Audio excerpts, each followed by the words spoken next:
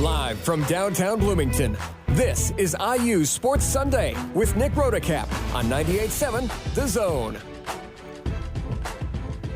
Good morning and welcome to IU Sports Sunday. As the great John Rothstein likes to say, this is March. Happy March 1st, everybody. The college basketball season ends within about the next 37 days. And for Indiana men's basketball, well, if they want a chance at a national championship, a win today would go a very long way. Hoosiers 17-11 as they get set to face number 13 Michigan State today at 3:45. The Spartans coming off a 2-point win on the road against Purdue, winning at Mackey Arena. Not difficult for some. For Indiana, not one of those lucky few teams that has won at Mackey Arena. Very interesting. Purdue has played 4 high-leverage home games this year and lost all of them. Every single one. They lost at home to Michigan State. They lost at home to Michigan. They lost at home to Illinois. And they lost at home to Iowa State as well. But the last time Indiana played Michigan State was in East Lansing about a month and a half ago, and the Hoosiers got blown out by 21. Now, you'd be forgiven for forgetting that game because that game took place during the midst of Indiana football's postseason run. So IU basketball was very much on the back burner for a lot of people. But Indiana basketball is in a really tough spot. And to understand how we got to this point, well, remember that the consensus was a lot of people talking about how, well, Indiana had a stretch of games. Illinois, Purdue, and Michigan State. If you win one of those, chances are you're in to the NCAA tournament, so long as you also take care of business against the lesser teams during this stretch. And those lesser teams include Northwestern, Minnesota, and Ohio State. Well, Indiana played Northwestern on Tuesday, and I was on the call for IU Student Radio for WIUX Sports. Very fortunate that I had the first half, because if you just listened to the first half, you might have assumed, okay, Indiana's going to beat Northwestern. Indiana's going to snap a 5-game losing streak against the Wildcats. Just really odd. Really odd. I think Bob Knight maybe lost 6 games to Northwestern in his career. He certainly never lost 5 in a row to Northwestern. And Indiana led by 9 points at halftime. But despite the Hoosiers opening up a 9-point lead, being very efficient offensively, leaning on Lamar Wilkerson, there was never really a kill shot. You know how when some team will get out to a lead, 8 points, 10 points, and then keep extending the lead, 15, 17, 20 points, give their opponent no chance of getting back into the game. Well, that's not what happened for Indiana. Northwestern hung around, and Nick Martinelli, the Wildcats' leading scorer, after a quiet first half in which he only scored 7 points, the Big Ten's best offensive threat, averaging over 22 points per game, went off for 21 points in the second half. Every time Indiana tried to pull away early in the second half, Martinelli and Northwestern had an answer.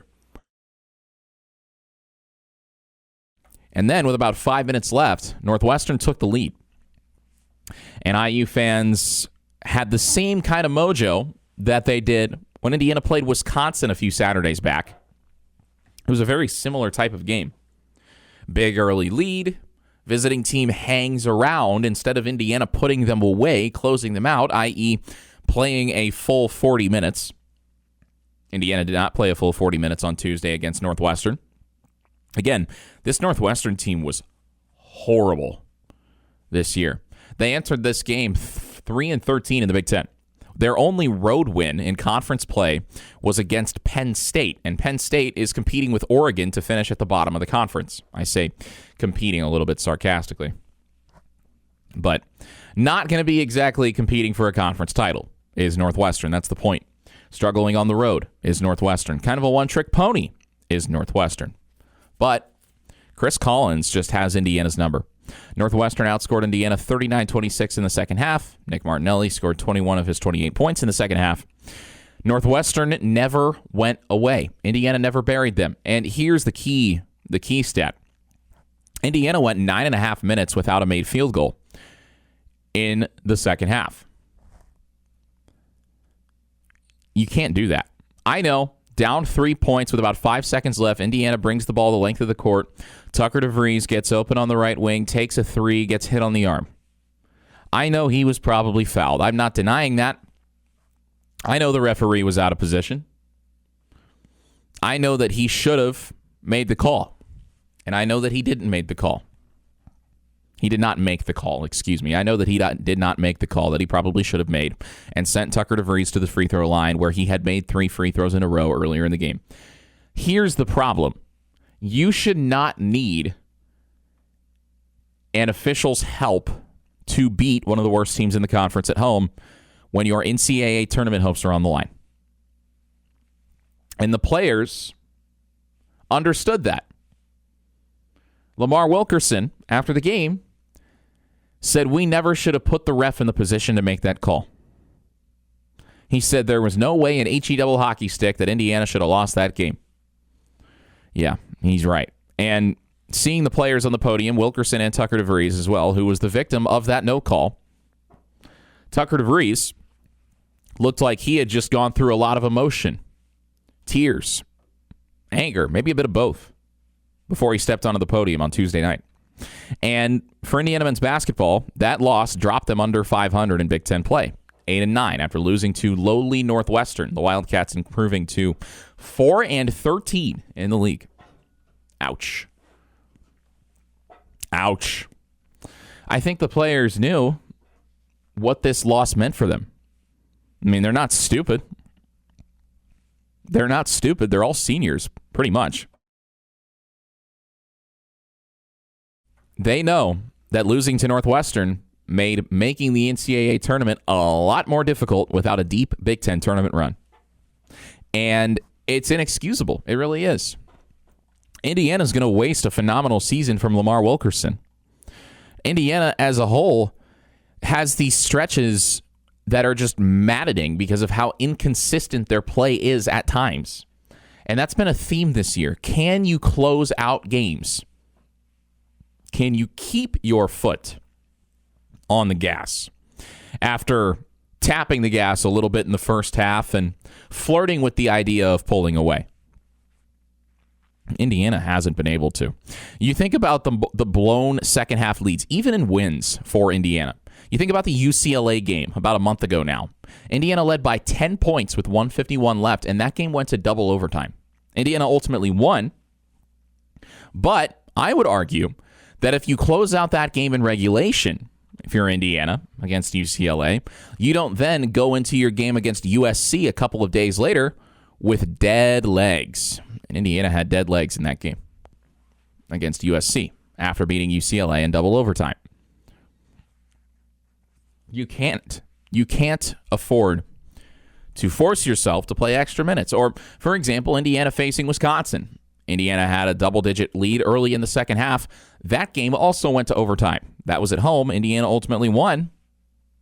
But they also had a stretch in the second half where they could not make field goals. Ultimately, it came down to Lamar Wilkerson hitting 8 free throws between the second half and overtime in order to close it out for Indiana. You think about the Nebraska game, which, again, was kind of buried in the football news cycle in that it took place during the college football playoffs, so I think a lot of people maybe forgot about that game. I did not watch that game live. I was driving back from Atlanta covering the Peach Bowl. But Indiana led by 9 points at the break, led by as much as 16 at one point. And the Hoosiers lost by 6. Got outscored 53-38 in the second half by Nebraska. That would have been a ranked upset win. Indiana led by double digits, couldn't close it out. You think about playing Purdue at Assembly Hall. Indiana led by 9 in that game. Purdue got it down to 2.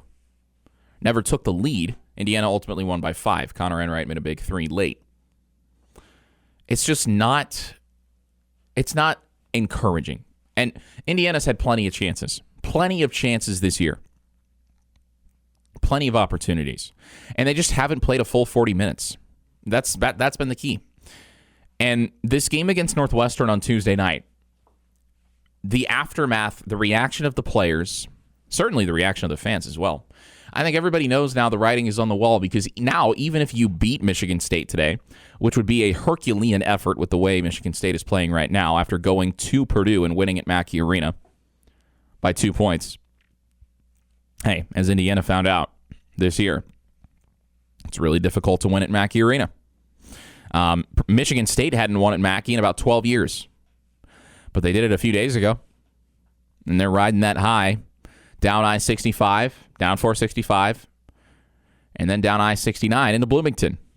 They're already here, but they're feeling pretty good about themselves, I'm sure. And even if Indiana wins this game, who's to say that they do beat Minnesota coming up on Wednesday? Who's to say that they beat Ohio State on the road on Saturday? Ohio State is also a bubble team. You've got to win out. There's no question. And then, after you win out, you probably need to make a bit of a run in the Big Ten tournament to even have a shot at making the NCAA tournament. Indiana has certainly, in the eyes of some people, I think, played itself out of the NCAA tournament. There's some discussion right now about whether or not Miami of Ohio should be in if they don't win the MAC tournament. I don't think they should. I don't think Miami of Ohio should be in, because their predictive metrics say that they are not actually that good. They're not that good. I mean, they barely squeaked by Western Michigan. I really do think that a lot of people on the more casual side of college basketball are going to be in for a rude awakening when this Miami of Ohio team, maybe, I say with a very big asterisk, wins their first round game, maybe, and then gets the brakes beaten off of them by the first competent team they play. I really do think that's what's going to happen. They're not good. They play in a bad conference. I understand it's difficult to go undefeated, regardless of what conference you're in. But if they say lose to like Akron in the MAC championship, don't be surprised if they don't get into the NCAA tournament. Don't be surprised at all. Don't be surprised. And for Indiana, the Hoosiers hosting Michigan State today at 3:45 at Assembly Hall. Ian Eagle and Bill Raftery will be on the call. Indiana had plenty of chances to pick up some resume-boosting wins. Now, you think back to Marquette. That was the day after Indiana football played Penn State.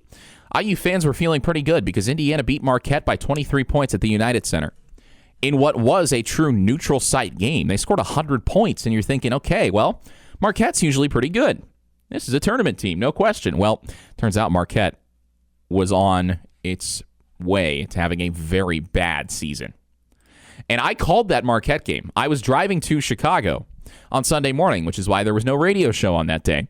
But that Marquette game was one of the biggest lies Indiana fans were told this season. Nobody's fault. You can't control the quality of your non-conference opponent when you play them.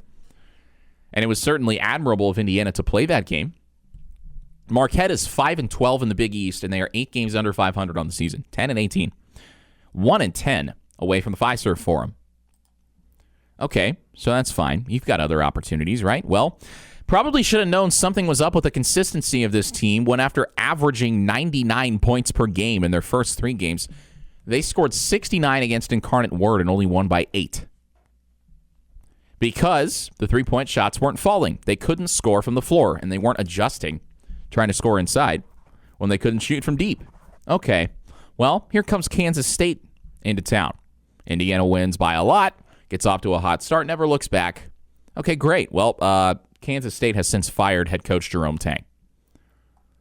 Okay, well, Big Ten play opens at Minnesota. Historically, at least in recent times, Indiana has been able to win at Minnesota, even if it's a little bit ugly. Oh no, they got upset and the court got stormed on them. Okay, well, losing one Big Ten game isn't the end of the world. Oh no, they're down 16-0 to Louisville. And then they go to Rupp Arena and just do not play any sort of competitive game whatsoever.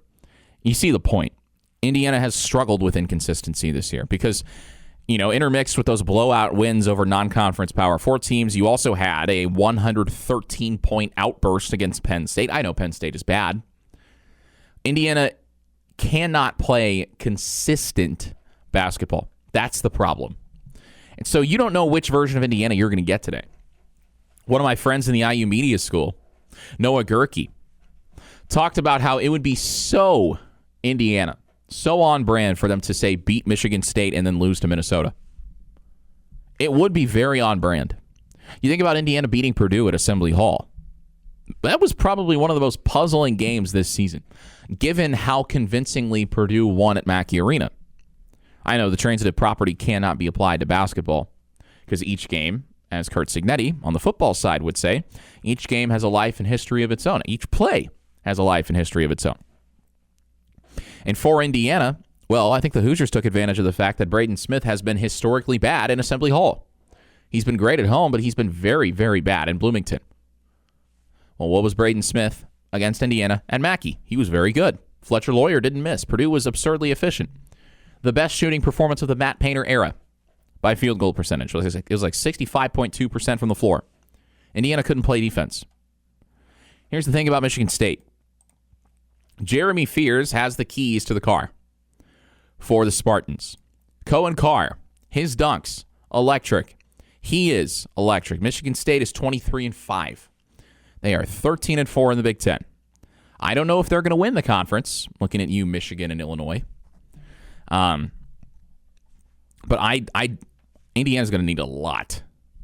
It's going to need one of its best performances of the season to beat this Michigan State team. Jackson Kohler, 39% three-point shooter. Kurt Tang, off the bench, 36% three-point shooter. Cohen Carr, unbelievable player. Unbelievable player. Jackson Kohler nearly averaging a double-double. Nearly averaging a double-double. Michigan State is a team very sound at the free throw line. Jeremy Fears, 91% free throw shooter. Jackson Kohler, 84% free throw shooter. Kurt Tang hasn't shot a lot of free throws, but he shoots 92%.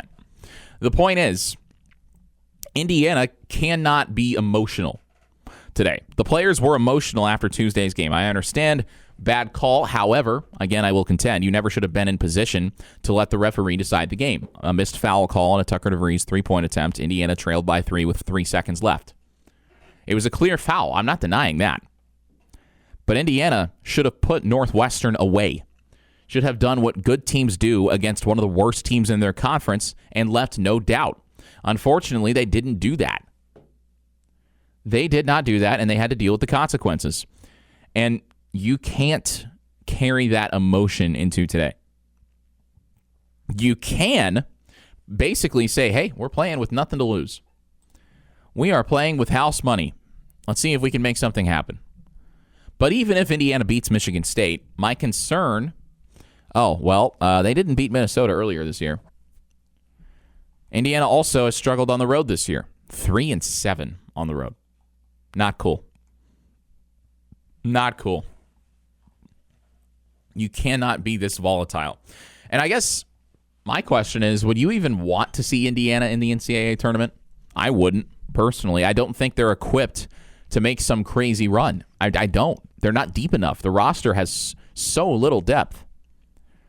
They don't have a big man. They have no post presence. If the shots don't fall, they've shown that they cannot adjust.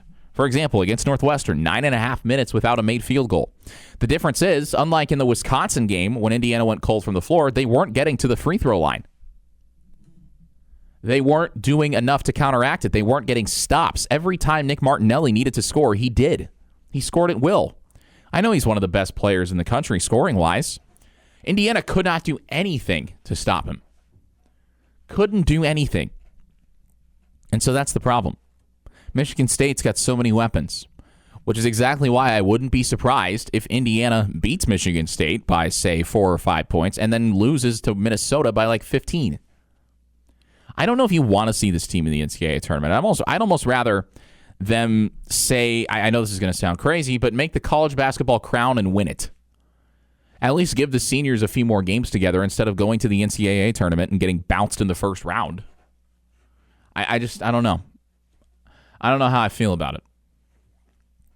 But I think there can certainly be a successful Indiana basketball program under Darren DeVries. There certainly can be, but the roster construction has to be fixed, and that's why they hired a general manager earlier this week. That, or maybe they just need a new scapegoat. I don't know. They hired Ryan Carr as the executive director of basketball.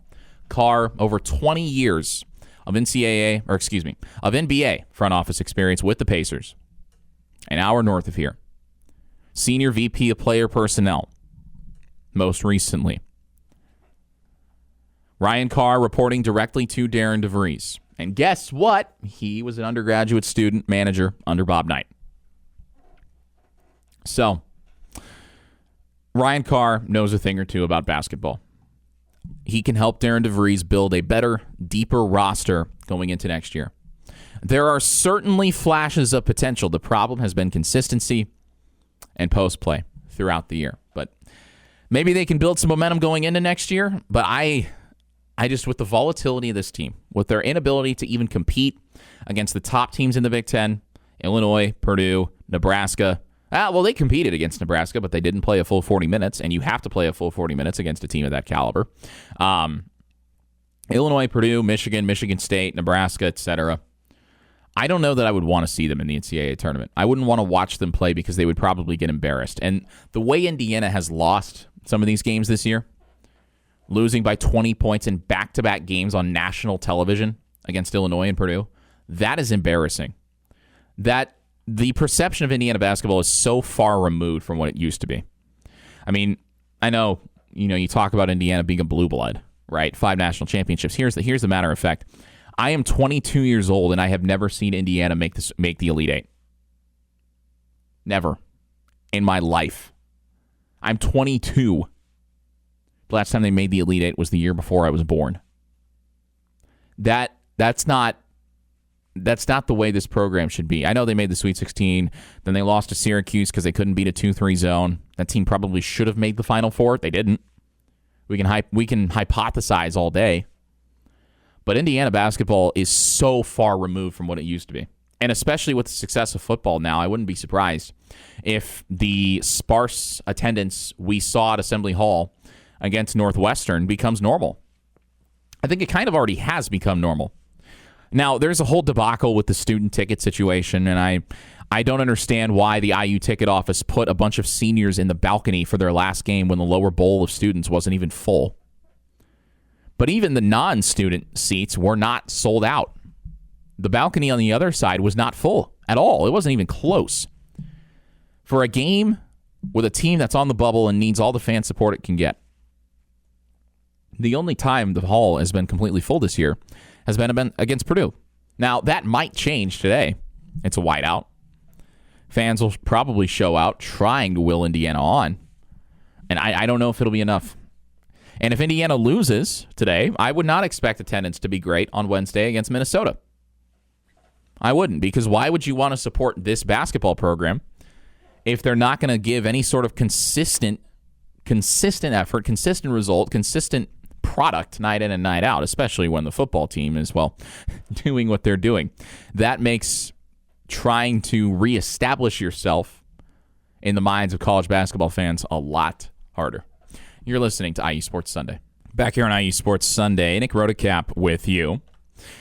We talk a lot about IU basketball, and the news lately has been less than optimal, but there's one program that just doesn't stop winning. I don't know how they do it, other than they are extremely well coached, and they have some of the best athletes in the country in their sport, and that is IU Swim and Dive. They are just a juggernaut. They're a runaway freight train in the best way possible. They won their 5th consecutive Big Ten title yesterday in Madison, Wisconsin, the IU men's swim and dive team. 3rd ranked nationally. Big Ten champs for the 5th straight year. Think about that. Senior class, my age, has never not known a Big Ten championship season for IU men's swim and dive. This is their 32nd team Big Ten title, including 8 of the last 10, and 9 in total during the tenure of head swim coach Ray Lewis, who was the first head coach I ever covered here at IU in the fall of 2022. The IU men up on the campus of the University of Wisconsin, medaled 27 times, swept 3 events, and set multiple meet records, winning by over 300 points over the field. That is categorically insane, especially considering that usually there's at least one other school that gives Indiana some trouble in the Big Ten championship meet. And at least in my memory, it was Ohio State that usually was Indiana's biggest competitor. Well, no doubt this time around, Indiana with 1,544.5 points as a team, beating the field by 336.5 points. And Indiana men's swim and dive for its 5th consecutive Big Ten title. Ray Lewis, the head swim coach, Drew Johansson, the head diving coach, phenomenal coaches, and the athletes are some of the best, not just in the NCAA, but in the world. I mean, these are Olympic-level athletes from all over the world that routinely impress like nothing I've ever seen. They're unbelievable. They are unbelievable.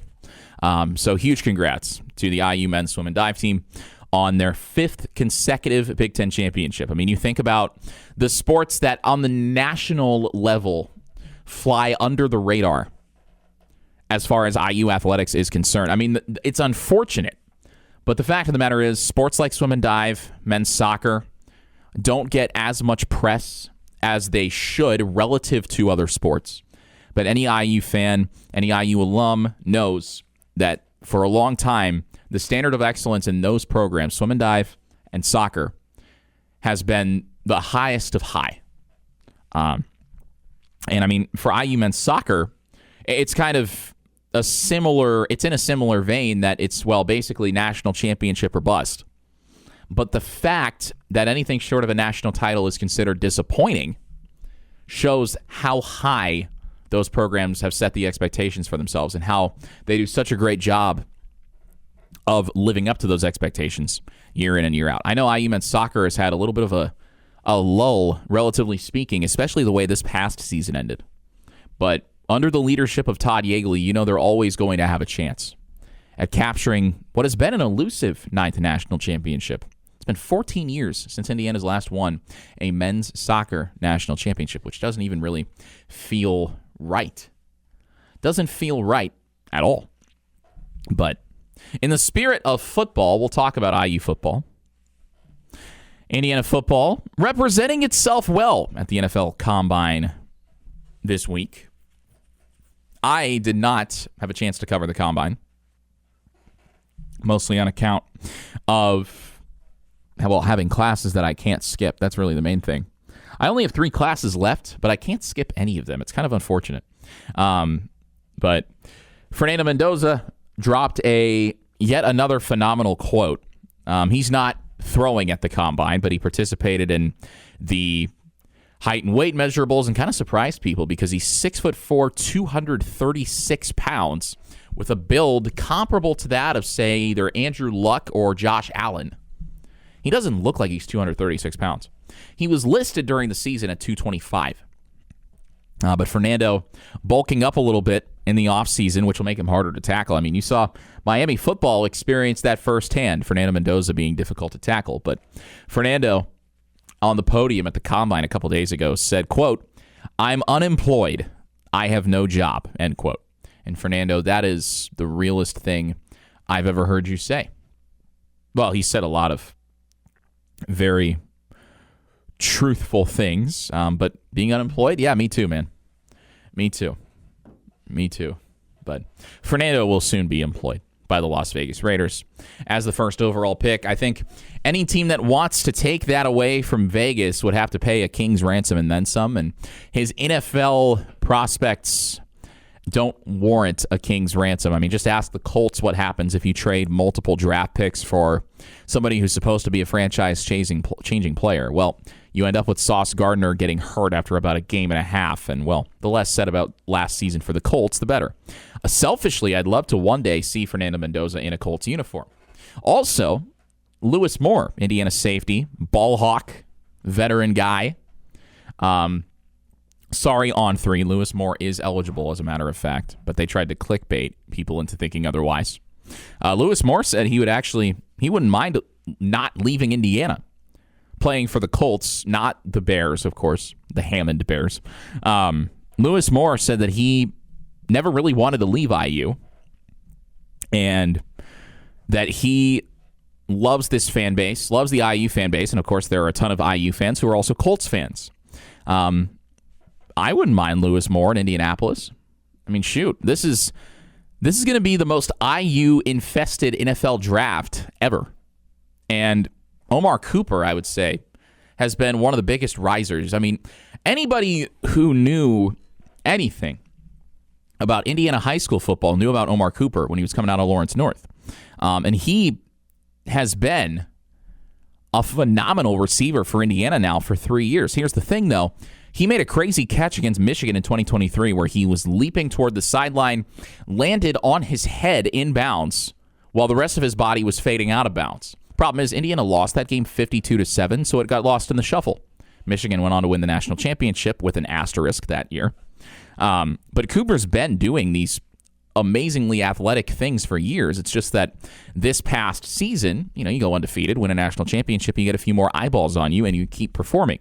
And Cooper turned some heads with his 40-yard dash time. Reports coming out of the Combine said that he has met with as many as 17 different NFL teams. That's over half the league. And Cooper is on track to be selected in the first round. There is also one more potential first-round pick. That, of course, is D'Angelo Ponds, whose vertical leap measured at 43.5 inches. Now, keep in mind, D'Angelo Ponds is 5'9", and a lot has been made of his height, of him being on the small side. He profiles as a slot corner in the NFL. 43.5-inch vertical. That is the fourth best vertical jump in Combine history by a cornerback.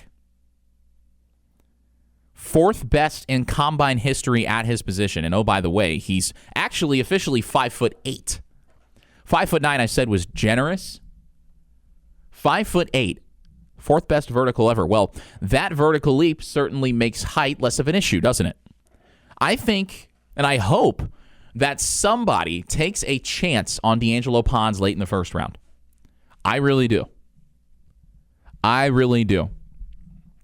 That would be awesome. That would be awesome. I mean, you think about Ponds.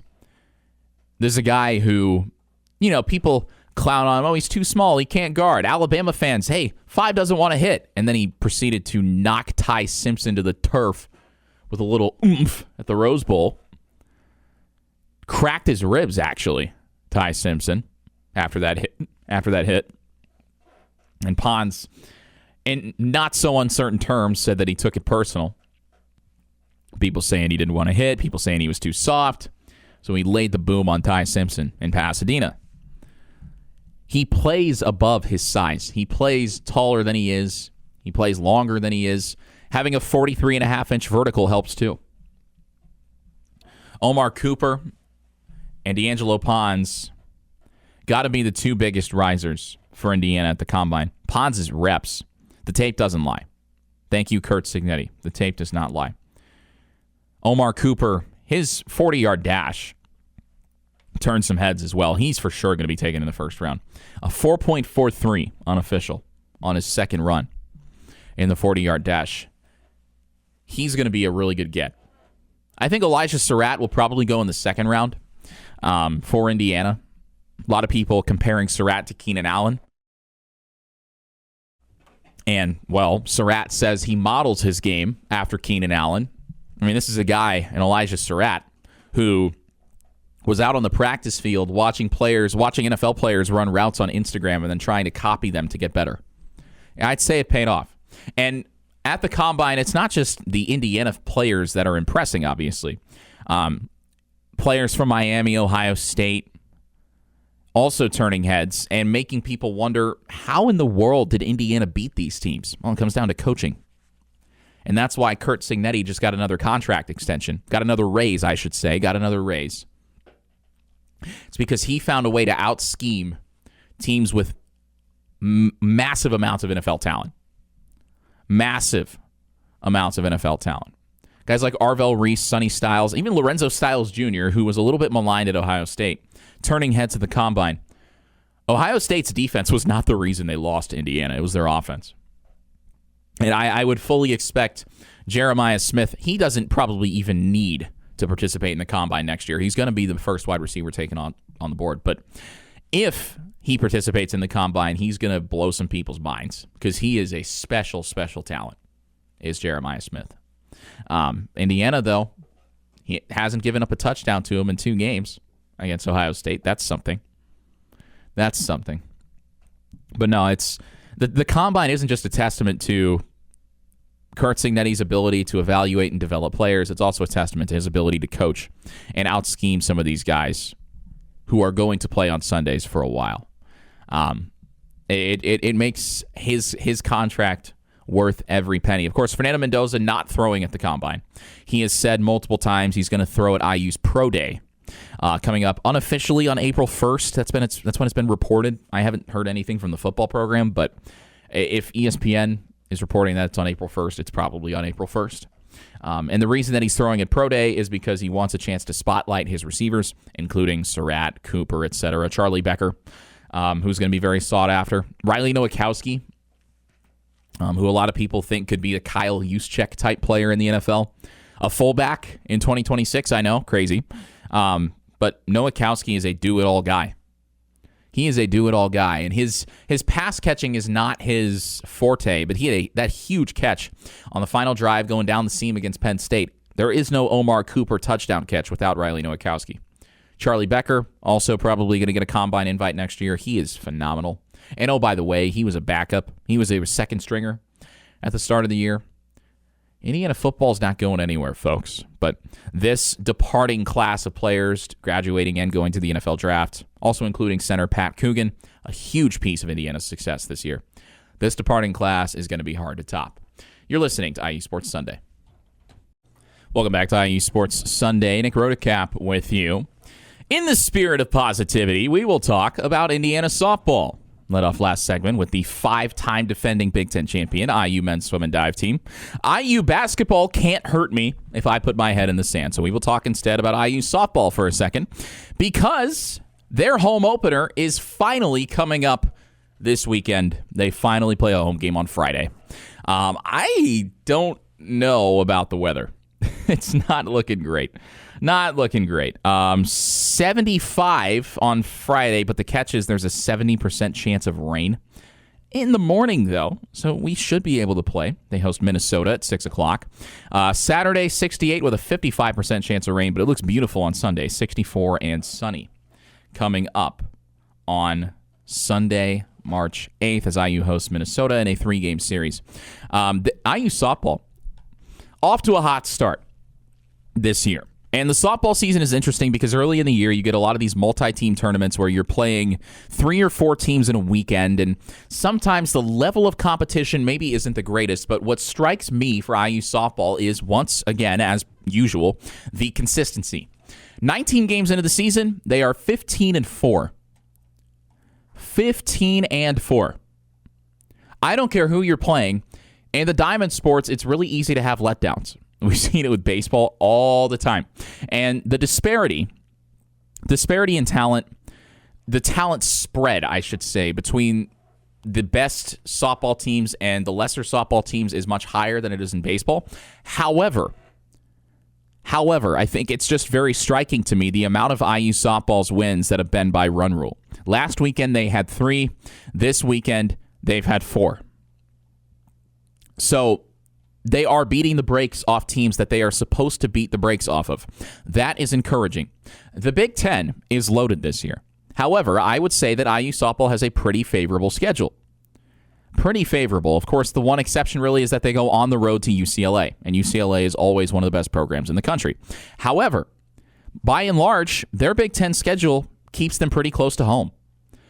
A lot of home series in conference play. They go on the road to Iowa, on the road to Michigan, and on the road to UCLA. And they also go to Maryland. So, relatively speaking, I think this is a pretty friendly schedule for them. And for IU softball, they've had to fill some missing pieces on this roster. It's a very young roster this year. But it should be an exciting season, and I encourage you, if you cannot make it to Andy Moore Field, which I highly suggest that you try to, listen to the games or watch the games on Big Ten Plus, because I will be one of the voices of IU softball this year. What I am not glad about is IU baseball. I am not glad about them. They are 4-7. They have lost 2 of 3 on the road against, let me check my notes here, Western Kentucky. And if you didn't realize they were playing this weekend, I forgive you, because there is no TV broadcast of this series. Which, I don't know. Not exactly doing great to grow the game of college baseball when a game between a power conference team and a mid-major team is not broadcast anywhere for television viewing. But Indiana baseball lost a pitcher's duel on Friday, split a doubleheader yesterday against the Hilltoppers down in Bowling Green. And the way they lost the second game, they lost 14-12. They lost 14-12. They only held Western Kentucky scoreless in 2 of 8 offensive innings. That's not going to get it done. Western Kentucky had 14 hits in 34 team at-bats in the second game of the doubleheader. Indiana also walked 9 guys. 9 guys. Yes, Bueller. 9 guys. So Indiana trying to salvage a series split against Western Kentucky. It's a 4-game set. The final game of that series, first pitch, 2 o'clock. First pitch, 2 o'clock. And then they will finally be back home, Indiana will, on Tuesday to host Northern Kentucky. So we're rotating through the directional Kentucky schools. I don't know if that game on Tuesday is getting played. There is a big old chance of precipitation from the beginning of the afternoon through the end of the day. I really don't think they're going to play that game. And Indiana, especially coming off a stretch where they played a midweek on Wednesday and then a 4-game series all on the road this weekend, I think they'd be more than happy to reach out to Northern Kentucky and say, hey, you want to cancel this game? And they'll say, sure. But Indiana baseball will also be home this weekend, opening up Big Ten play against Washington. That series starts at 5 p.m. on Sunday. Washington will then play 2 more against Indiana, one on Saturday at 1. And then the series finale on Sunday at noon. That's a week from today. So the Diamond Sports will be here in Bloomington for a bit of an extended stretch. Mentioned softball, 6 o'clock on Friday, opening their Big Ten slate against Minnesota, 2 o'clock Saturday, 1 o'clock Sunday. So always good when the Diamond Sports are back in Bloomington. IU baseball tends to do a lot better at home than they do on the road, and Lord knows they're going to need to string some wins together. Softball, though, 15-4. At about the 1/3 mark of the season. Yeah, it's March, and they're already about a third of the way through because the Diamond Sports schedules are a little bit broken. You're listening to IU Sports Sunday. Back here on IU Sports Sunday, Nick Rotacap with you. Indiana women's basketball closed out its regular season, winning 3 games in a row. This is a team that started Big Ten play very poorly, but bounced back after an 0-10 start in league play to finish the conference slate 6-12. They're going to the conference tournament, which starts on Wednesday. Down year for Terry Morin and her team, but who knows? Maybe they win 3 games in the conference tournament. I don't know. That would get more into 20 wins for the 11th consecutive season. Indiana took down Penn State convincingly yesterday, 93-59 at Assembly Hall.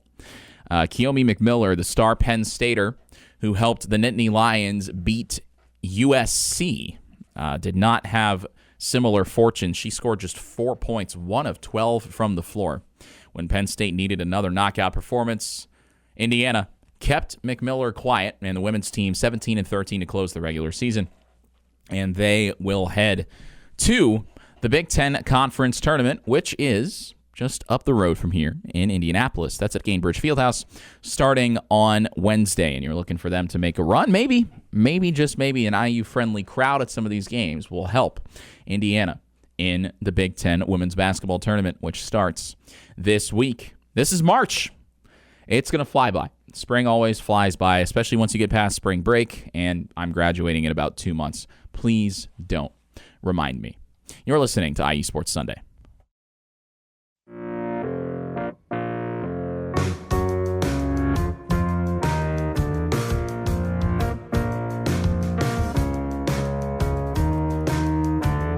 Back here on IU Sports Sunday, Nick Rotacap with you. Thanks so much for joining us here on 98.7 The Zone. It is March. Wow. February flew by. And as I said, just before the top of the hour, I graduate in 2 months, and I don't like that. I don't like that at all. That also means that it's almost time for the postseason. in college basketball. Indiana men, as of right now, I think they're on the outside looking in, but they can certainly make a last-ditch effort towards the dance if they can somehow beat number 13 Michigan State. Later on today, 3:45 tip-off on CBS, Indiana losers against Northwestern. Its third consecutive loss, and this one on Tuesday was particularly painful. Particularly painful. I know a lot of people were probably upset about the missed foul call. Indiana down 3, 5 seconds left, bringing the ball up the floor, and Tucker DeVries gets hit on the arm attempting a three-point basket. There was no call. My counterpoint is Northwestern had only beaten one other Big Ten team on the road this season, and that was the lowly Penn State Nittany Lions. Indiana led by 9 at the break, led by as much as 11 in the first half, never buried Northwestern, never kept the foot on the gas, never kept going. Got a little bit comfortable. Not my words, those are Lamar Wilkerson's words. Indiana got comfortable. Nick Martinelli, best scorer in the conference, did what leading scorers tend to do. He put the team on his back. Martinelli, 21 second half points. Northwestern wins 72-68. So puzzling. Chris Collins has been Indiana's bane of existence for the past 6+ years now. Indiana hasn't beaten Northwestern since January of 2020, at least at Assembly Hall. 5 in a row. Entering Tuesday, make it 6. This one probably the most improbable of all of them, just because Northwestern has had such a bad season.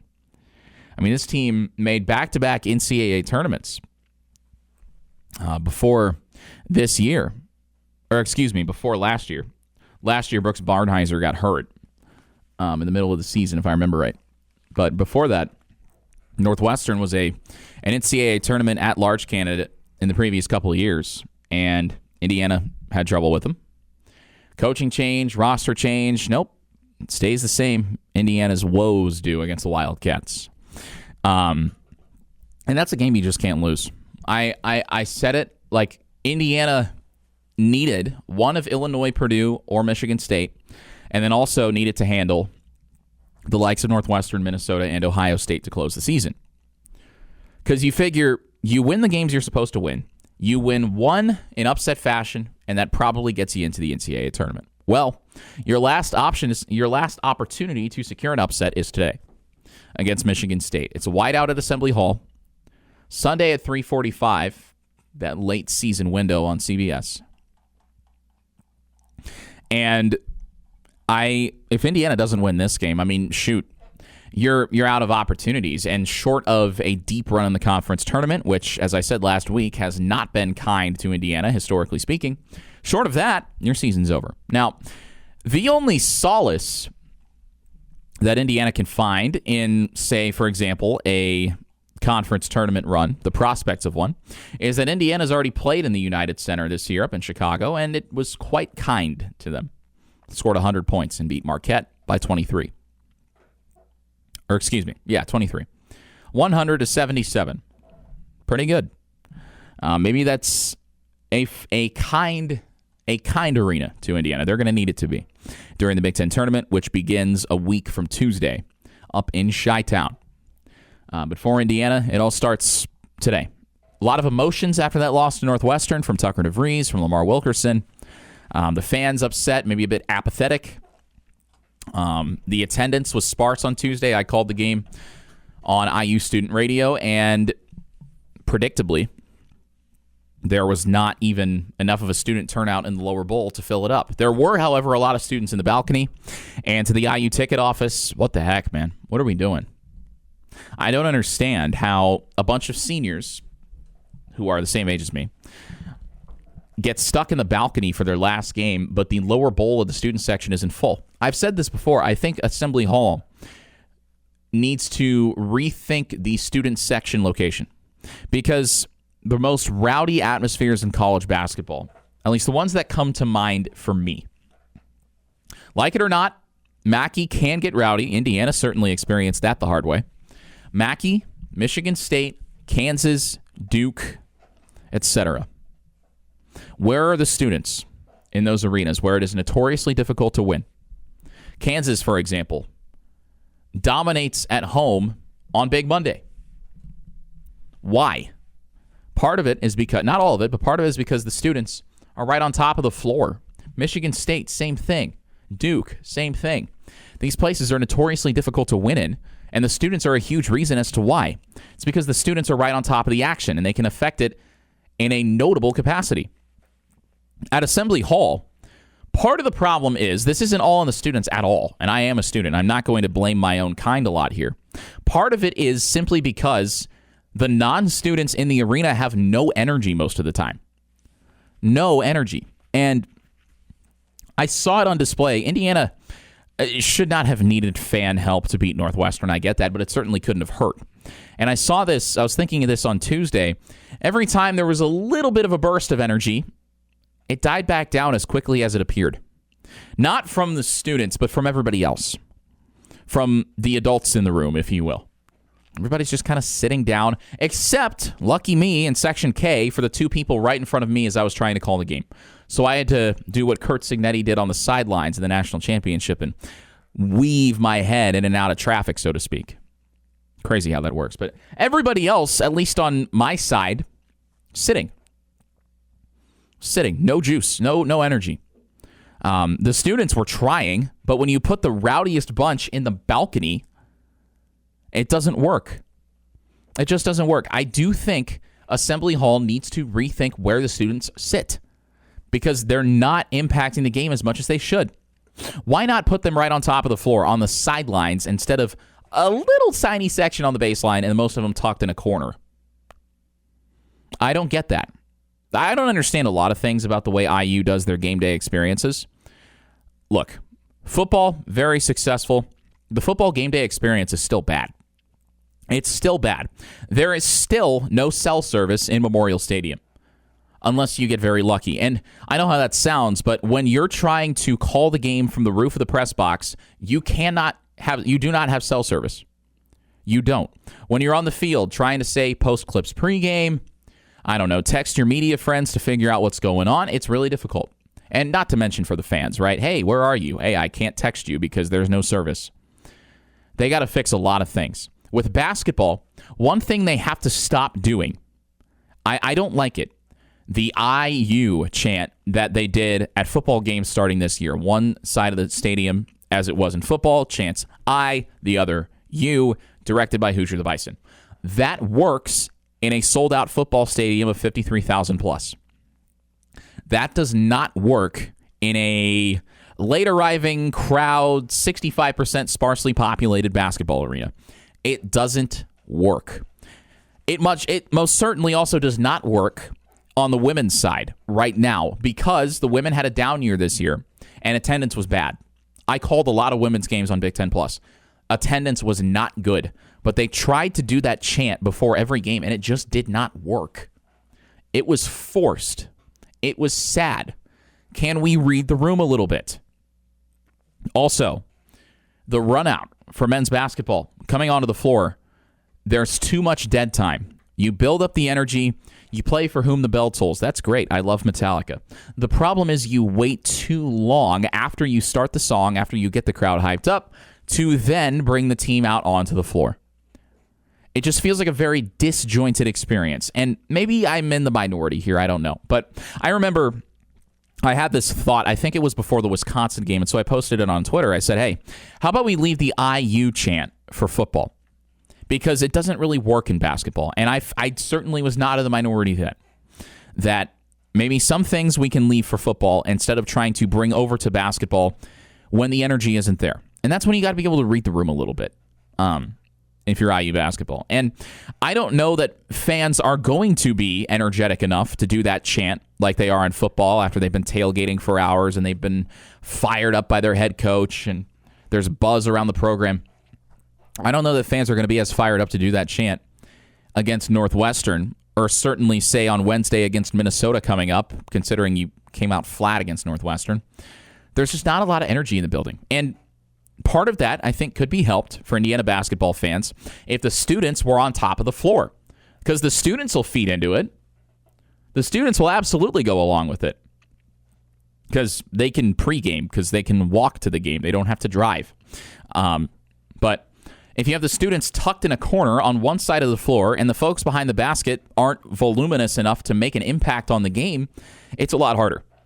It's a lot harder. And I think a lot of IU fans like to rag on Purdue fans for being nerds, and I get that, and I agree that they are nerds. Believe me, I have friends at Purdue. They're nerds. And they also all stink at bowling. I'm much better than them. But their student involvement in basketball is impressive. I know that Purdue has not had a very good season at Mackey Arena. They've been really good on the road and in neutral site games, but they've been terrible at home, relatively speaking. But it's not for lack of trying on the part of the students. They've got students on both ends of the floor right on top of the baskets. They are loud. Part of it is I think they pipe in crowd noise or pump up the speakers. They do something. But notwithstanding that, the sheer volume of students on both sides of the floor, I think, is part of what makes Mackey a tough place to play. I think it is. Same thing with Kansas, for example. With Duke. Duke doesn't have a large arena, but they put the students right on top of you. The Cameron Crazies. Why does Assembly Hall not have that? I don't know, because we insist on putting a very reserved subset of fans as close to the court as possible. I know people pay good money for courtside seats. More money than I've ever seen in my life. I get that. I'm just saying, I think Assembly Hall would have a little bit more energy, would be a little bit more daunting for, say, a dead-in-the-water bottom of the Big Ten team like Northwestern. Assembly Hall would be if the students were right on top of things. I do. That said, Indiana cannot afford against any team in the Big Ten to go 9.5 minutes without making a field goal in the second half. Really hard to win when you do that. And that's what makes me so, I guess, cautious about these final three games. Sure, if you upset Michigan State, you right all wrongs in the eyes of some people, but this game is not isolated. You're looking to get back to 500 in the Big Ten. You'd be 9-9. You'd be 9-9 if you beat Michigan State today. You still have to beat Minnesota and Ohio State. The latter of those two games is on the road. And Ohio State fans not very happy with Jake Diebler right now, their head coach. Not very happy with former Indiana Hoosier Gabe Cupps either. Ohio State, almost identical to Indiana. 17-11, same overall record. You flip the conference record. Indiana is 8-9, Ohio State 9-8. Both of these teams are bubble teams. And I feel really bad for Bruce Thornton. He's a 4-year guy at Ohio State. Second team All-Big Ten last year. Thornton has stayed true to the scarlet and gray. There's a chance he's never going to see an NCAA tournament, which stinks.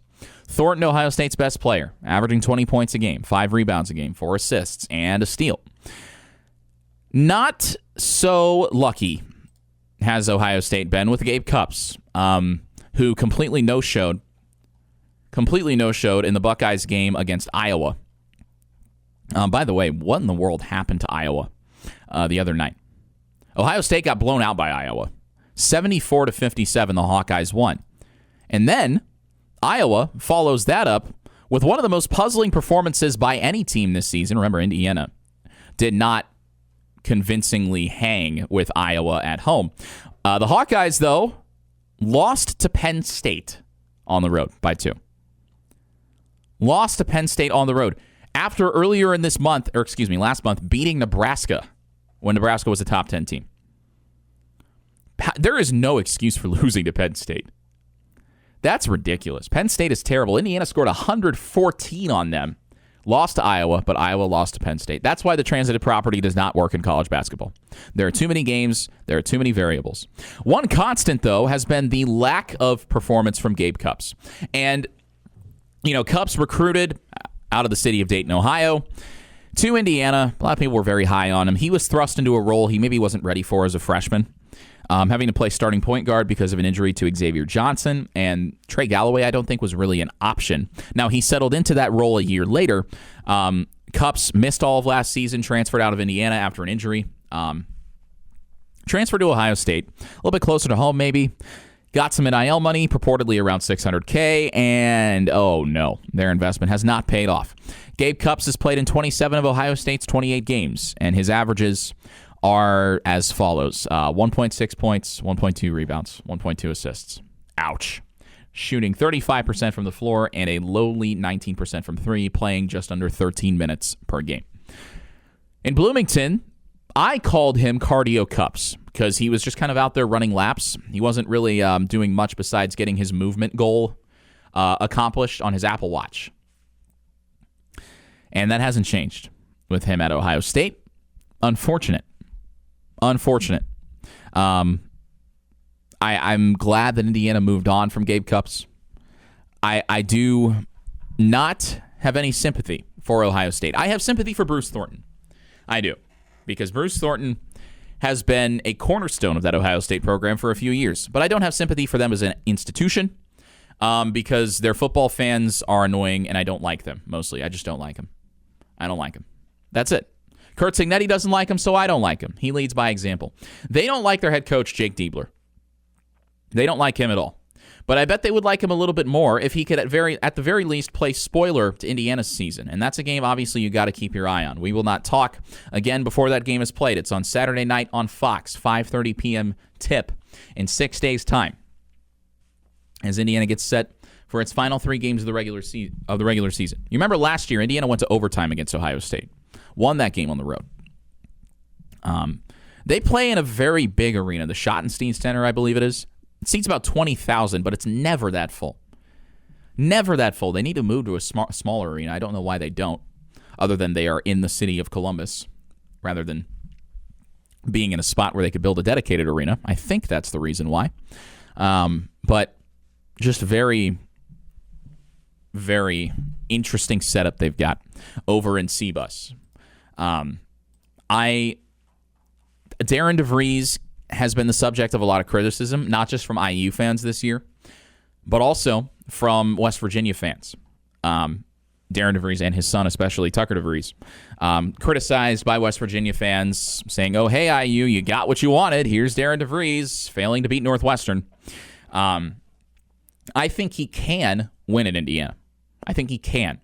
I think the addition of Ryan Carr as the director of basketball operations, or excuse me, not director of basketball operations, kind of as a GM, executive director of basketball. Kind of feels like a artificial title, but he's basically Indiana's general manager. 2 decades of NBA experience, an IU graduate, was a manager under Bob Knight. Manager under Bob Knight. I wonder if there was a certain coach Indiana could have hired who also has that credential.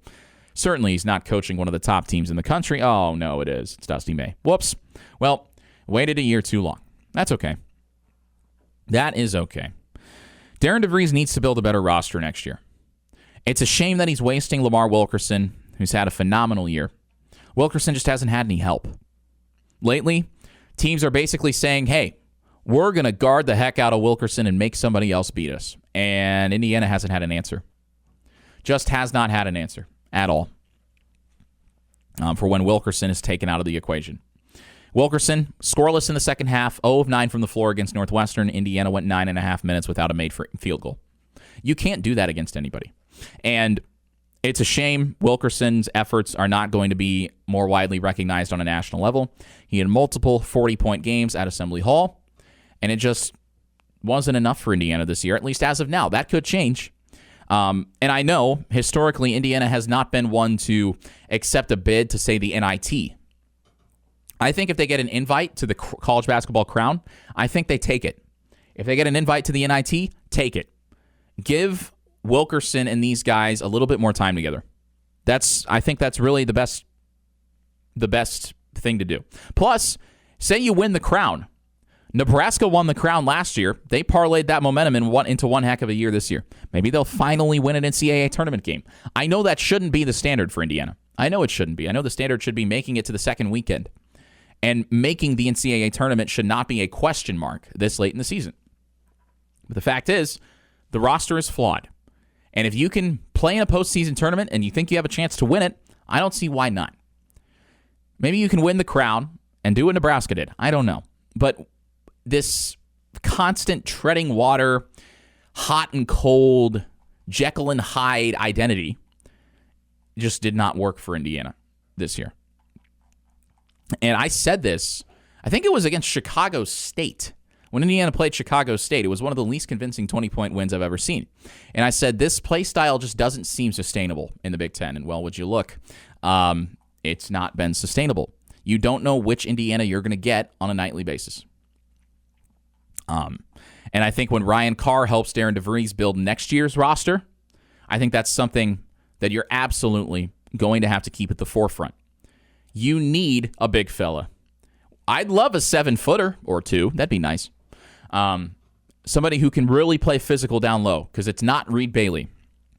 Sam Alexis is good, but when he's on the bench because, well, players need rest, Indiana gets mauled inside, quite frankly. Reed Bailey had a terrible game against Northwestern. He's had a very up-and-down season.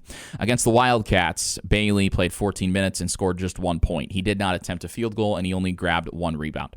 Northwestern is one of the worst rebounding teams in the Big Ten, and they out-rebounded Indiana by 11. You cannot have that kind of style of play again next year. Northwestern had 11 offensive boards. 11 offensive boards, 12 second-chance points. Indiana was giving up so many extra scoring chances to Northwestern, as has been the case all year long. All year long. Indiana needs a true big fella next year. Needs some semblance of depth. Because right now it's just not there. It's fine. It's year one. Indiana certainly showed some promise, and that's why I think IU fans should be optimistic about Darren DeVries moving forward. He is a good coach. The roster is flawed, and sure, I would like to see more fire from Darren DeVries on the sidelines in heated moments. I think that in the last 2 games, certainly against Purdue, he should have either gotten himself teed up or thrown out just to try to get a spark for his team. Try to fire them up because they weren't doing it on their own. And DeVries, maybe a little bit too passive on the sidelines in the eyes of some people. Maybe, the arms crossed, quarter zip, nonchalant approach isn't the way to go in the Big Ten, where you've got to work the officials because the officials can make the game about themselves.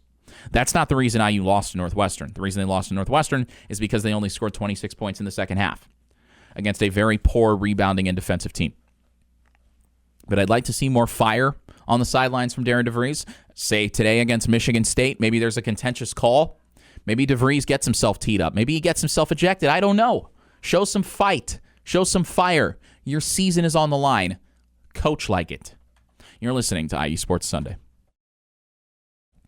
Back here on IU Sports Sunday, Nick Rotacap with you here on 98.7 The Zone.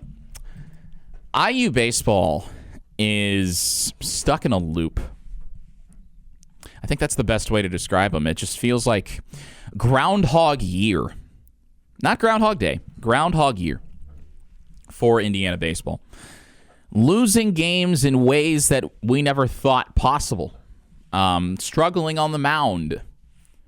Missing out on opportunities for resume-boosting wins when, because of the nature of the Big Ten, you don't really have an opportunity to miss out. You don't have a choice. You shouldn't miss out on those kinds of games. Well, Indiana has missed out on those kinds of games and is now on the verge of losing a series to Western Kentucky. Western Kentucky, the Hilltoppers. I don't know what to say. Western Kentucky 7-5 on the season. They split a series with BYU earlier in the year, but not world beaters. No disrespect, but not world beaters. But Indiana only mustered up 1 run against the Hilltoppers on Friday, despite out-hitting them 7-6. Pitching staff did okay on Friday. Problem is, on Saturday, doubleheader, coming off a Wednesday midweek, it's tough. You win the first game 3-1, and oh no, the pitching staff gets blown up for 14 runs in the second game. Western Kentucky committed 3 errors in that game. Indiana scoring 12 runs wasn't enough because not just one deciding factor, but Western Kentucky, 9 men walked for the Hilltoppers. Indiana only had 1 man reach via the free pass. So when you're walking 9 guys in a game, it's difficult. You're also throwing 2 wild pitches. That doesn't help. But more walks than strikeouts, generally not a recipe for success, regardless of who you're playing. You just can't give your opponent that many extra opportunities with guys on base. You put guys on base, it puts even more pressure on the pitcher to make a good pitch. Also makes things a lot easier for the offense because you get the guy out of the stretch. Usually it's harder to command when you're pitching out of the stretch. Not always true, but usually more difficult. And this is what I was talking about in the last couple of weeks, because people get pretty vocally upset on social media when IU baseball loses. And in a vacuum, losing one game isn't the end of the world. The problem is when these losses start to stack up. That's when it gets bad. For example, you're leading 3-1 in the 9th against North Carolina. Bases loaded, 2 outs. 1 out, no matter how you get it, wins the game. Routine grounder to second. You throw the ball away. Tie game. You lose on a walk-off homer. That's to get swept after getting run ruled earlier in the day. You're in Jacksonville facing the defending national champion LSU Tigers. You're leading. Going into the 8th inning, you're leading 7-5. Or excuse me, you're leading 7-4. 7-4 going into the 8th, or excuse me, 5-4 going into the 8th. I apologize. 5-4 going into the 8th, and what do you do in the top of the 8th? You give up 9 runs. Leading by 1, give up 9 runs in 1/2 inning. What do you even say to your team after that when you give up 9 runs in 1/2 inning? All right, guys, chip away. You can't chip away. You're down to your final 6 outs. And oh, by the way, you're still facing LSU. You had a lead. It's gone. Give up 18 hits. Just doesn't work. Just doesn't work. Okay, fine. LSU's the defending national champions. They were due to break through. Okay, you faced Notre Dame a week ago today. A chance to escape Jacksonville with 2 wins in 3 games. Multi-team event type thing. Indiana gets out to a nice lead at the 7th inning stretch. Commanding lead. Took a 1-0 lead in the first. Notre Dame tied it 2-2 after 4. Boom. 6-3 after 5. 8-3 after 6.5. Bottom of the 7th. Oh, no. You give up 5 runs and the game is tied. Okay. Again, what do you say to your team? You blew another late lead. It's tied. You're not losing. It's tied. Well, I've played enough baseball. I've seen enough baseball to know you're not scoring again for the rest of the game, and you're probably losing. Sure enough, you lose in extras. Walk-off single. These things start to add up on you mentally. And then, for example, you score 12 runs. Your pitching staff has been good in the first 2 games, giving up a combined 5 runs. And you run out of guys, and you walk 9, and you give up 14 runs. And now you're going for a series split instead of a series win on the road today. It's a snowball effect. You start Big Ten play if you're Indiana baseball. You start Big Ten play coming up on Friday against Washington. Then you host Wright State. Always a solid team coming out of the Horizon League. Solid program. You go out to Eugene. Oregon is really freaking good. Really good. And then that mid-March, midweek on the road against Vanderbilt. And then at home against Minnesota. Minnesota's an interesting program. Mostly because they play their first 2 months' worth of games at the Vikings football stadium, U.S. Bank Stadium. The dugouts are shipping containers. It's kind of cool. But Nebraska, Rutgers is having a good year so far. Maryland is always formidable. Iowa, formidable opponent. Northwestern's an interesting case, and then the Purdue series is always a bit of a wild card. Illinois to close the year. You've got to start winning some of these non-conference games. You have to. The Big Ten is a weak baseball conference. Historically, the conference struggles to get a lot of teams into the NCAA tournament with a chance to make the College World Series. The conference just is not deep. It's not like the SEC. The SEC in baseball is actually really good. So these teams bolster their resumes by beating up on each other because they are good enough to where, oh, wow, you win 2 out of 3 against a conference opponent. That's actually an RPI booster, which boosts your NCAA tournament chances. But Indiana, beating up on a subpar Big Ten team every other week, doesn't necessarily do the same thing. That's the difference. And so that's why people get so upset with these non-conference losses. When you have a chance to beat the defending national champions, when you're up by 1 late and you give up a 9 spot, you're just not in a position to feel good about things.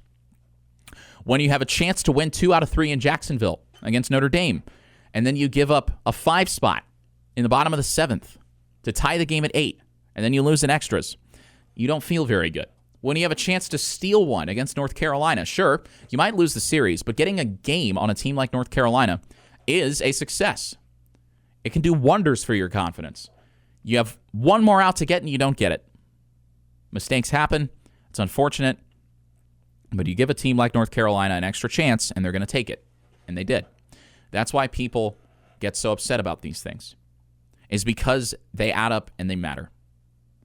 They matter. And look, 2024, Indiana was in a similar situation, had a couple resume-boosting non-conference wins, kind of struggled in Big Ten play, almost made it to the Big Ten championship, which was enough to get into the NCAA tournament. Problem is, they didn't have the pitching depth to compete. They beat Southern Miss once, did not beat them again, after Tennessee blew them out to send them to an elimination game. Indiana is a long time removed from the Tracy Smith days, from the first year of the Jeff Mercer era, when they won the Big Ten title. Tracy Smith, when they made the College World Series in 2013 with Kyle Schwarber and company. I don't know what the problem is the last 3 years. 2 years and change, because this year isn't complete. There's still a lot of time left. They're only 11 games into what's about a 56-game season. I get that. There's a lot of time to right the ship, but you've had chances to make statements and you squandered them early. And Jeff Mercer's a good coach. He's a good recruiter. But people are going to start getting frustrated if this kind of thing happens for a third straight season where there's a lot of hype, there's a lot of talent. You've got future professional players on this team, likes of Jake Hanley leading the charge, and you just can't do anything with it. And the constant bugaboo has been the pitching staff, has been a lack of depth. And I know, lack of pitching, college baseball, wow, novel concept. But it's just difficult.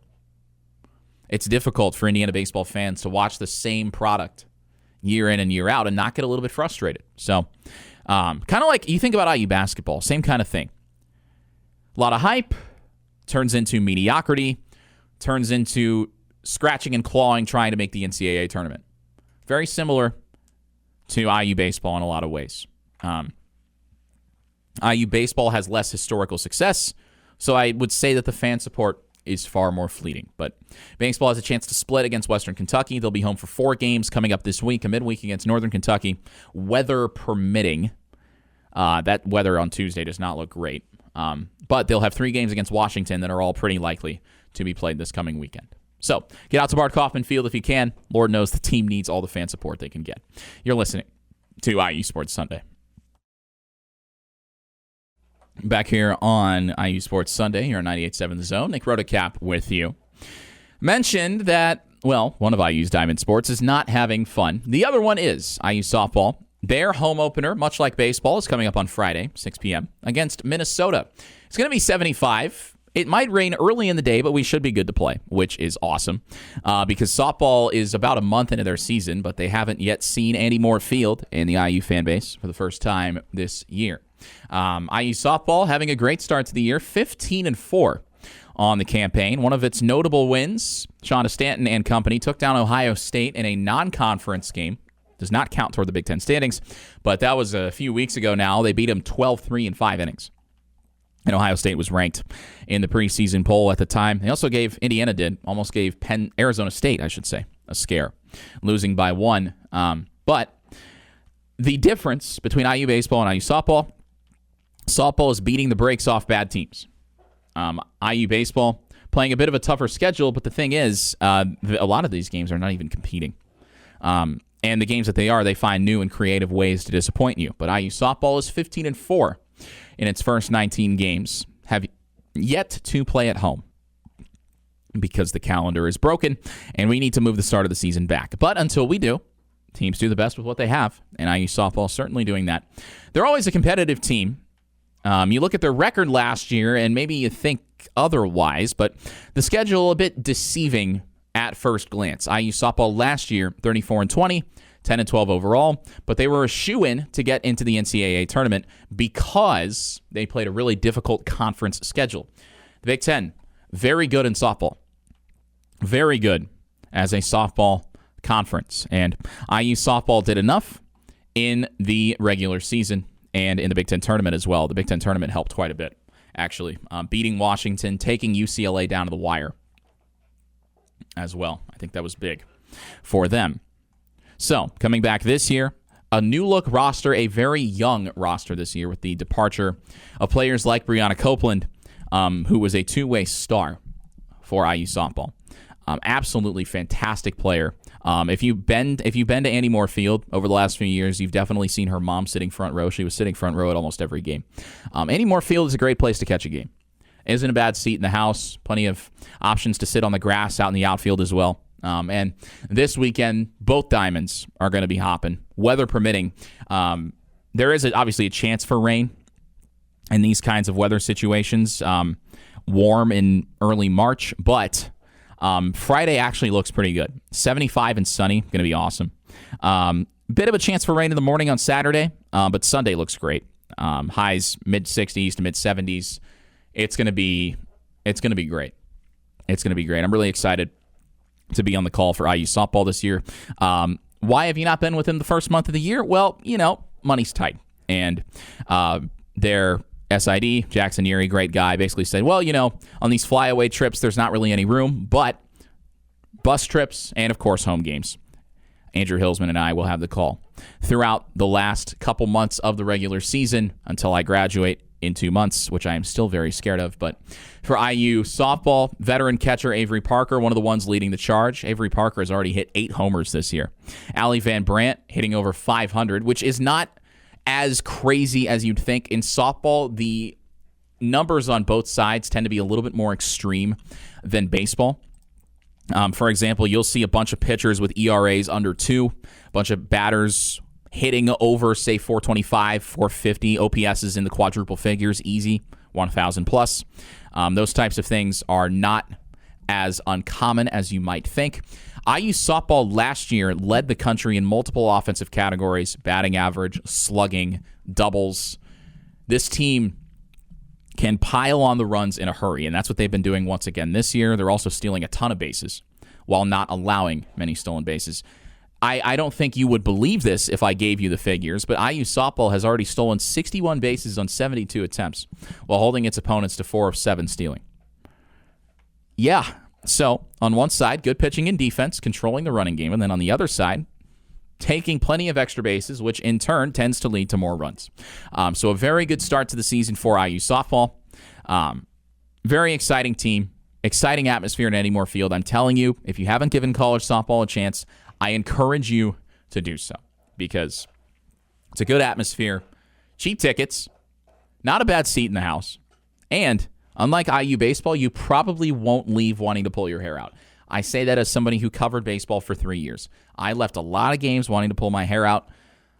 I suggest that you don't do the same. But if you're just going to Bart Kaufman Field to have a good time, then go for it. Go for it. It's a nice park. It's a nice atmosphere. College baseball is fun, but take it with a pinch of salt because it is still IU baseball at the end of the day. I'll tell you, one team that will not let you down is IU Swim and Dive. We don't talk about swim and dive a lot on this show, but the men's team has been a bastion of excellence for decades, and that continued this weekend up in Madison, Wisconsin, as the third-ranked Indiana men's swim and dive team picked up its 5th straight Big Ten men's swimming and diving title. 5th straight. And usually, I talked about this before, but usually there are a couple teams that maybe give IU a bit of a scare. Usually Michigan and Ohio State up there. Not the case this year. IU men's swim and dive scored over 1,500 points and won by over 300 points over the field for their 32nd Big Ten title, including 8 of the last 10 in the conference, 9 during the tenure of head swim coach Ray Lewis. Just absurd levels of success for a team that features multiple Olympic-level athletes, multiple guys who have not just a shot, but a very real chance at winning individual national championships, and full of athletes who have done so in the recent past as well. They are a phenomenal group. First team I ever covered as a beat reporter here at IU. Ray Lewis was always very gracious to me as I was getting my feet wet, pun intended, as a beat reporter. And it's great to see them continuing to have this level of success that we've just become so accustomed to seeing. Ever since the days of Doc Councilman and Hobie Billingsley back in the 60s and the 70s, well before I was ever here. But IU Swim and Dive, as usual, rolling over everyone. You're listening to IU Sports Sunday. Back here on IU Sports Sunday, Nick Rotacap with you. Big one today for IU men's basketball. No ifs, ands, or buts about it. The women finished up their season yesterday, winners of 6 of their last 8 after starting Big Ten play 0-10. And the women will be in the Big Ten tournament starting on Tuesday in Indianapolis, finishing the regular season 17-13, 6-12 in Big Ten play. Young team, obviously the loss of Shea Chesky, assuming she does indeed graduate, is going to hurt them, but they've got a very strong recruiting class coming in and some freshmen who got a lot of valuable experience this year. I would trust Terry Morin, and if anybody said that she needed to lose her job this year, which I did hear some people say, please reevaluate that statement because it is factually incorrect. IU men's basketball, Michigan State in town today at 3:45 on CBS. And, well, you're out of chances now to lose games. You just are.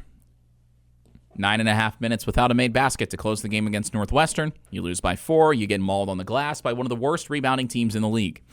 After back-to-back 20-point losses to some of the best teams in the country. I would have thought maybe Indiana would have fought a little bit better against Northwestern, considering the fact that they were coming off of an embarrassing loss at Purdue, and before that, a non-competitive game at Illinois. I thought wrong. Well, okay, here's the scenario. You upset Michigan State.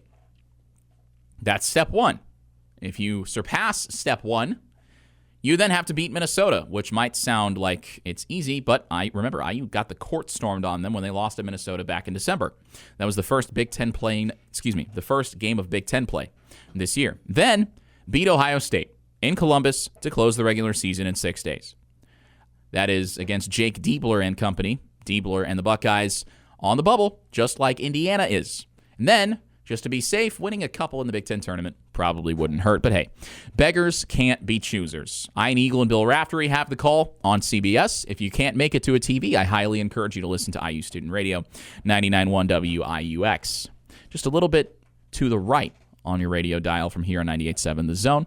You've been listening to IU Sports Sunday. And, well, if IU basketball does indeed beat Michigan State today and then lose to Minnesota, I hate to say I told you so, but no, I actually love to say I told you so. So I will preemptively say I told you so because that would be so on brand for Indiana.